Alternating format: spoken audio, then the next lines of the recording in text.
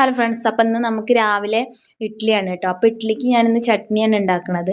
ചട്നി സാധാ തേങ്ങ ചട്നി നമ്മൾ സാധാ അരക്കില്ലേ, അതുപോലെ തന്നെ ഇതാ കുറച്ച് കറിവേപ്പില ഇട്ടിട്ടുണ്ട്, 2 വറ്റൽമുളക് ഇട്ടിട്ടുണ്ട്, ഉപ്പ്, പിന്നെ ഒരു കഷ്ണം ഇഞ്ചി, ഇതൊക്കെ ഇട്ടിട്ട് സാധാ അരയ്ക്കുന്ന ഒരു ചെറിയ 2 ഉള്ളിയൊക്കെ ഇട്ടിട്ട് സാധാ ഒരു ചട്നി കേട്ടോ. അപ്പോൾ ഞങ്ങൾ പറഞ്ഞാൽ ചട്നി അങ്ങനെ ഉണ്ടാക്കാറില്ല. ഇഡ്ഡലിക്ക് ഇവിടെ സാമ്പാറാണ് പ്രമോദിന് ഇഷ്ടം.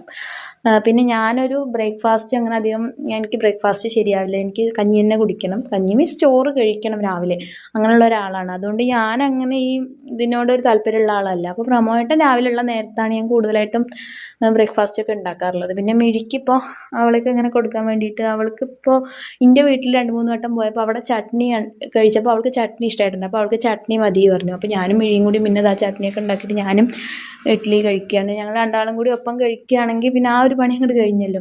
അവൾക്ക് തന്നെ വെച്ച് കൊടുത്തിട്ടുണ്ടെങ്കിൽ അവൾ ഒരു കുറേ നേരം ഇങ്ങനെ അതിൽ വെറുതെ കളിച്ചുകൊണ്ടിരിക്കും. അപ്പോൾ ഞാൻ അവൾക്കൊക്കെ വാരി കൊടുക്കുകയാണ്. പിന്നെ അത് കഴിഞ്ഞിട്ട് കുറച്ച് ചീര ഇന്നലെ വൈകുന്നേരം മേടിച്ചിട്ട് വന്നിട്ടുണ്ടായിരുന്നു. അപ്പോൾ ചീരയിൽ നോക്കുമ്പോൾ ചെറുതായിട്ട് ഇങ്ങനെ കതിരുണ്ട്. അപ്പോൾ അതൊക്കെ ഒന്ന് നുള്ളി മാറ്റിയതിന് ശേഷം അതൊക്കെ ഒന്ന് അരിഞ്ഞെടുത്തിട്ട് ചീരയും മുട്ടയും കൂടി തോരൻ വയ്ക്കാമെന്ന് വിചാരിച്ചു.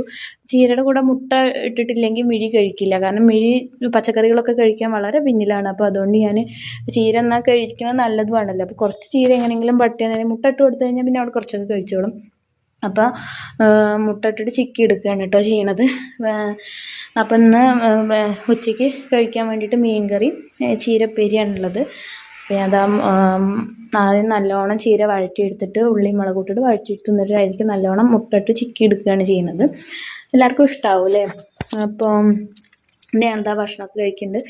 ഭക്ഷണമൊക്കെ കഴിച്ച് കഴിഞ്ഞിട്ട് പിന്നെ അങ്ങനെ അതാ പുറത്ത് വെറുതെ അങ്ങനെ കാറ്റ് കൊള്ളാൻ പോയിരിക്കുകയാണ് കേട്ടോ. മുറ്റത്ത് കുറച്ച് മരങ്ങളൊക്കെ ഉള്ളതുകൊണ്ട് കാറ്റുണ്ടാവും, പക്ഷേ വെയിലുള്ള സമയത്തൊന്നും ഇങ്ങനെ പോയിരിക്കാൻ പറ്റില്ല കേട്ടോ. അപ്പോൾ അതുകൊണ്ട് മിഴി അവിടെ പോയിട്ട് ഇങ്ങനെ ഓരോ ഡാൻസൊക്കെ കളിക്കുന്നുണ്ട്. അവിടെ എനിക്ക് ഓരോ ഡാൻസൊക്കെ കളിച്ച് കാണിച്ച് തരികയാണ്. പിന്നെ അത് കഴിഞ്ഞിട്ട് ഇപ്പോൾ ഇതാ ഞാൻ എന്താ പറയുന്നത് വെച്ചാൽ അതേമാതിരി ഹലോ ഗൈസ് എന്നൊക്കെ പറഞ്ഞുകൊണ്ടിരിക്കും, അതേപോലെ പറഞ്ഞുകൊണ്ടിരിക്കുകയാണ്.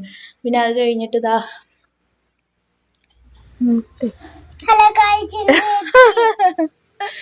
എന്തൊക്കെ പറയുന്നത് അതെ. അപ്പോൾ അവൾ എന്താ പറയുന്നത് വെച്ചാൽ ഹലോ ഗൈസ് എന്താ നോക്കൂ എന്നൊക്കെ പറഞ്ഞിട്ട് അവളുടെ ഉണ്ടോ അവളെ കളിക്കണൊക്കെ ഇന്നെ പോലെ പറഞ്ഞുകൊണ്ടിരിക്കുകയാണ്. കുട്ടികൾ അങ്ങനെയാണ്, നമ്മൾ എന്താ പറയുന്നത് വെച്ചാൽ അവർ അതന്നെ പറഞ്ഞുകൊണ്ടിരിക്കൂലേ.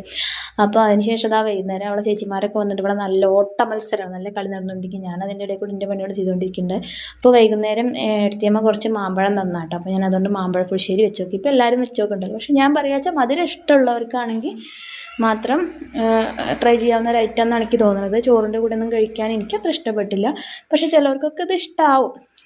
പിന്നെ വീഡിയോ കാണുന്ന എല്ലാവരും, പുതുതായിട്ട് കാണുന്ന എല്ലാവരും വീഡിയോ ചാനൽ സബ്സ്ക്രൈബ് ചെയ്യണം. അപ്പം ഇത്രയേ ഉള്ളൂ ഗൈസ്, ബൈ.